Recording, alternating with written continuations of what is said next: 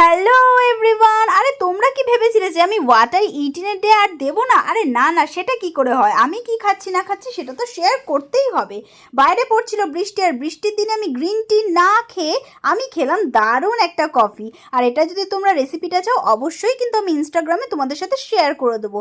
তারপর খেলাম এই ঠান্ডা ঠান্ডা বৃষ্টির দিনে ঠান্ডা ঠান্ডা এক কফি মাগ ভর্তি আমি দইয়ের ঘোল, যেটা খেতে খেতে আমি নাচ করছিলাম। আর তোমরা আমাকে কমেন্টসে বলো তো এটা কি গানের নাচের স্টেপ। যদি তোমরা জেনে থাকো তাহলে কিন্তু অবশ্যই কমেন্টস করবে। এই করতে করতে কিন্তু আমার লাঞ্চের টাইম হয়ে গেছিলো, আর লাঞ্চের থালি নিয়ে আমি কিন্তু বসে পড়েছি। আজকে কিন্তু লাঞ্চটাও দারুণ ছিল, চিকেন কষা, দই, ভেন্ডি ভাজা, নানান রকম।